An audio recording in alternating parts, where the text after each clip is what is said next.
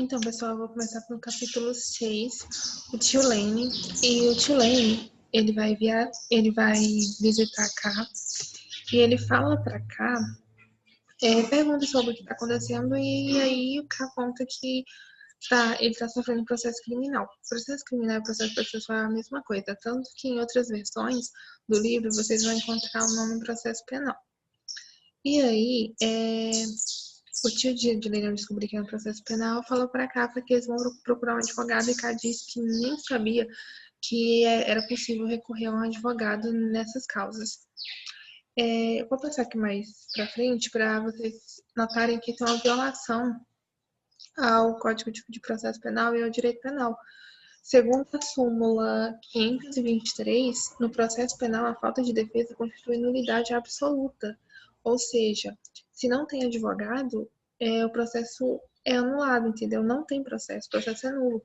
E a defesa é tão importante que não só a falta de defesa constitui nulidade absoluta, mas a deficiência da defesa também vai anular o processo. Por quê? Se provado que essa deficiência da defesa está prejudicando o réu, é para prejuízo do réu isso, vai dar também a nulidade absoluta do processo. E isso até na Constituição Federal fala, porque na Constituição Federal, no artigo 133, ele dispõe que o advogado ele é indispensável à administração da justiça.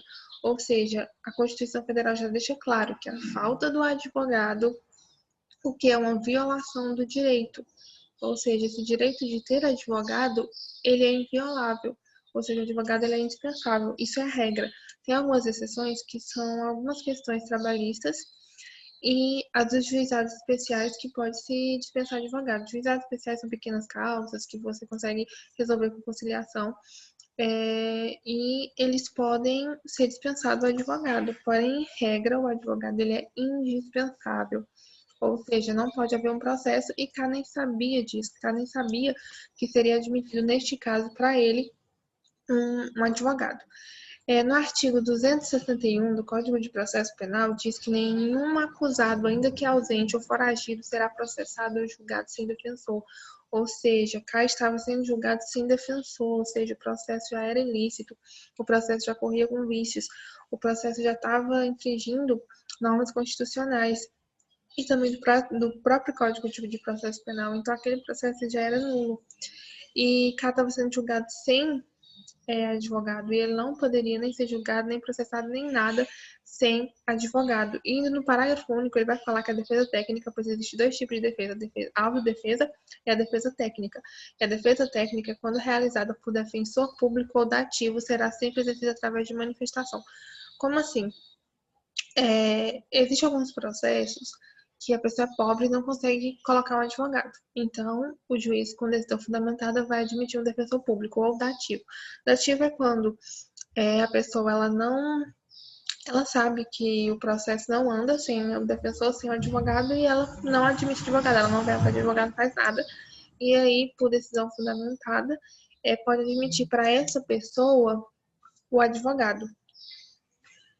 E aqui mais para frente a gente vai ver também que isso, não ter advogado, não ter defesa, vai constituir, lá no artigo 5º, inciso 55 da Constituição Federal, vai infringir um direito constitucional, que é o direito do contraditório da ampla defesa, porque todas as pessoas em um processo têm o direito de ter o contraditório e a ampla defesa garantidos, certo? Então, sem essa garantia também o processo ele é inconstitucional. Aqui também tem o capítulo 8. O capítulo 8, ele fala sobre a dispensa do advogado, onde K ele vai dispensar o advogado. Ele não acha mais que o advogado é útil, que ele não tem mais energia para continuar com o advogado, e aí ele vai e faz o quê? Ele vai retira o advogado do processo, ele dispensa o advogado. Porém, a gente já citou esse artigo, a Constituição Federal 133, que o advogado é indispensável. Eu não posso decidir se eu vou ter uma causa com advogado e outra não. Não foi eu que decido se eu quero advogado ou não, entende? Então, assim, o advogado ele é indispensável. E K ele fez uma coisa errada, ele dispensou o advogado dele. E lá no artigo 263 do Código de Processo Penal, ele vai falar que se o acusado não tiver, ser-lhe-á nomeado defensor pelo juiz, ressalvado seu direito de a todo momento nomear outro de sua confiança ou a si mesmo defender, caso tenha habilitação. Então, se o advogado ele tem habilitação, ele pode se defender. Ele vai fazer sua autodefesa e a defesa técnica também. Mas essas habilitações têm critérios lá na OAB. Então, se a pessoa condiz com esses critérios, então ela pode fazer a sua defesa. Porém, se por um acaso a pessoa tá nem aí, não vai atrás de um defensor nem nada, o juiz ele vai nomear um defensor para a pessoa, porque o processo tem que correr, tem que andar, e a pessoa, se depois quiser trocar ou nomear outra pessoa, ela pode fazer isso também, né? Mas ela não pode ficar sempre sem o defensor, né? E aqui a gente está no capítulo 9. Nesse capítulo, nessa parte que a gente escolheu, cá ele vai falar que ele está sendo acossado. Acossado é alguma pessoa que está tirando de alguém algum direito, algum bem, a sua liberdade, enfim, de uma maneira ilícita. A pessoa não tem autorização e nem nada para fazer aquilo com a pessoa. E aí, ele está fazendo, ele está acossando alguém e isso é inconstitucional. A gente vai ver mais aqui para frente que aqui no inciso 5º da Constituição, aqui no artigo 5º, no inciso 15 da Constituição Federal, é livre a locomoção no território nacional em tempo de paz, podendo qualquer pessoa, nos termos da lei, nele entrar, permanecer ou sair com seus bens. Ou seja, a pessoa tem liberdade de locomoção sobre seus bens, sobre seus direitos. E o que acontece? Aconteceu com o cara, ele estava sendo acossado, ele estava tirando dele, de uma forma ilícita, seus direitos. A gente vai ver que isso não é possível, porque isso infringe também um princípio, tanto o princípio constitucional quanto o princípio que foi adotado pelo Código de Processo Penal, e é o princípio do devido processo legal. Ninguém ele vai ser restringido de seus direitos, da sua liberdade, dos seus bens. Nenhum direito dos seus bens vai ser restringido sem o devido processo legal. Não é qualquer pessoa que pode fazer isso em qualquer situação.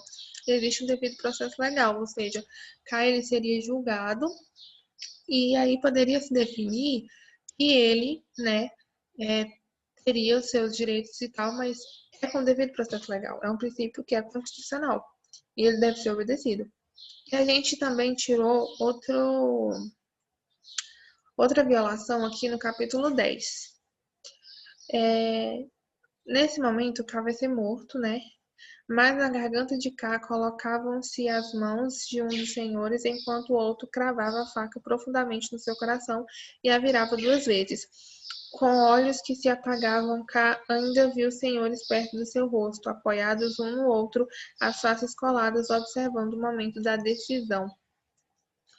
Então, vocês observam que K nessa parte ele foi morto, foi violado um direito constitucional e que vai recair no Código de Processo Penal. Por quê? Aqui é sobre o Código Penal, artigo 121, matar alguém, pena reclusão de 6 a 20 anos, e aqui tem o parágrafo 1º, se o agente comete o crime impelido por motivo de relevante valor social ou moral, ou sob domínio de violenta emoção, logo em seguida a injustiça ou provocação da vítima, ou o juiz pode reduzir a pena de 1/6 a 1/3, e aí vai ter outros aí que são qualificadoras, homicídio privilegiado, homicídio qualificado, enfim, vai ter outras questões aqui que vai diminuir ou aumentar a pena. Só que a questão não é essa. A questão que a gente tirou do livro essa parte para mostrar que infringiu aí uma norma constitucional, que foi a vida, né, que é um direito fundamental da pessoa. A vida é inviolável, ela não é disponível, enfim, tem tudo ali na Constituição Federal que preserva o direito à vida. E se esse direito à vida ele for violado e for uma questão que as outras esferas não conseguem resolver, tem que se passar para o direito penal, vai recair sobre o direito penal como um crime. E esse crime vai ser processado e julgado no código, lá segundo as regras do Código de Processo Penal. Então a gente tirou basicamente essa parte para mostrar isso, que violado um direito fundamental tão importante que vai ser aplicado na esfera da última ratio, que é o direito penal, e isso vai se refletir o que no Código de Processo Penal, como eu já havia dito. Então, se cometer um crime que está lá previsto no direito penal, a pessoa só vai ser julgada, processada, julgada e vai receber a sua pena depois que ocorreu o devido processo legal lá no direito penal. Então, aí acaba o nosso trabalho. E a gente vai deixar também na descrição aqui do